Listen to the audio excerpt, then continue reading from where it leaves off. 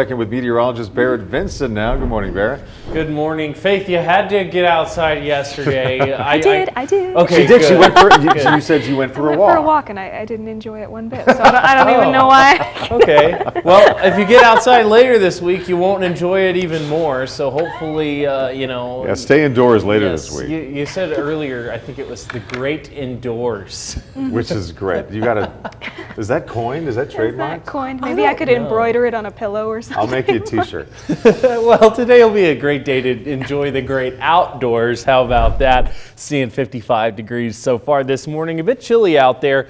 On the way to those mid-80s this afternoon. It's going to be a pretty nice day ahead with those mid-80s taking over. Still below average for temperatures. 85 for Reno today, and we'll see about a 5 to 10% chance of showers. I just wanted to mention it as we'll see some shower activity off to the Sierra this afternoon. 54 degrees tonight and then 90s tomorrow. We'll be warming up, upper 80s, lower 90s out there tomorrow. Things leveling out with westerly flow. That means dry air on the way, sunshine to increase those temperatures this week. And a few clouds out towards eastern Nevada with a small isolated shower north of Ely this morning. And that's where some shower activity will be today. A few clouds pressed throughout the basin with moisture tracking further east. And this will bring those small isolated showers to Austin, Ely areas around Highway 50 and Elko County this afternoon. Storms kick off around 1 to 2 p.m. to the Sierra as well, leaving Tahoe about a 20% chance of showers this afternoon. Things clear up after 8 p.m., but mostly sunny skies is what you'll notice out there today. Sounds good. Thanks, Barrett. We're following new details this morning. The last person who went missing after a boat capsized near South Lake Tahoe has been found dead. As we've been reporting, the boat flipped over near D.L. Bliss State Park around 3 o'clock Saturday afternoon. Of the 10 people on board, 8 are now dead, while the other 2 were rescued. The U.S. Coast Guard says Saturday's weather just wasn't expected to be as severe as it was.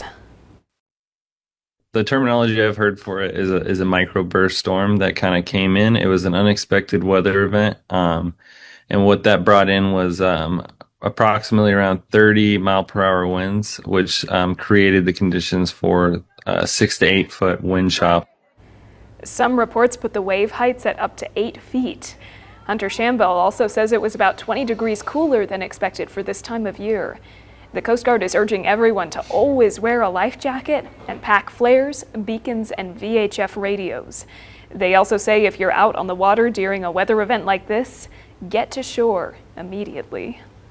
And cleanup crews are still pulling damaged boats out of the water after that harsh weather up at Lake Tahoe this past weekend. Now, with the heavy winds, several boats ended up piled up on top of each other on multiple beaches, causing lots of damage.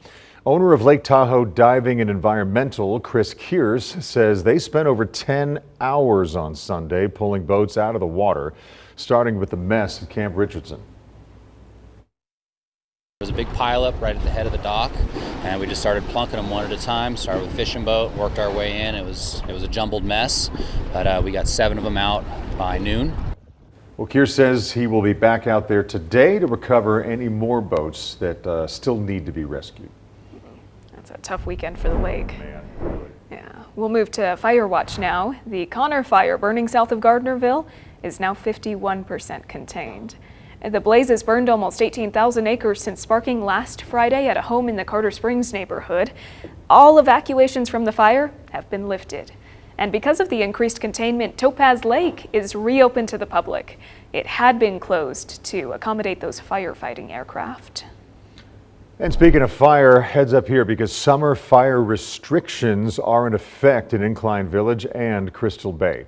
The North Lake Tahoe Fire Protection District says recreational fires can only be done with a permit, and they are not allowed at short-term rentals.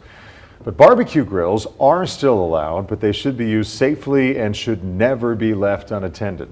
Firefighters also say no open flames are allowed on red flag warning days.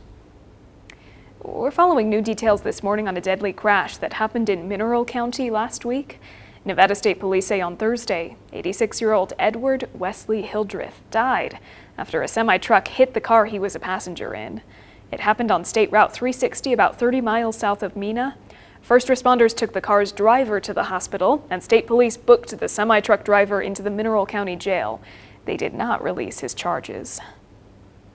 And to a developing story here, Reno police are investigating after someone allegedly drove into 7 unoccupied cars and drove away. It happened around 9 o'clock last night near the West 7th Street apartments. No injuries have been reported. Police believe that the car connected to the hit and run is a silver SUV. If you happen to know what happened or have any information, you can contact Reno Police at 775-334-2677 or Secret Witness at 322-4900. And coming right up after the break,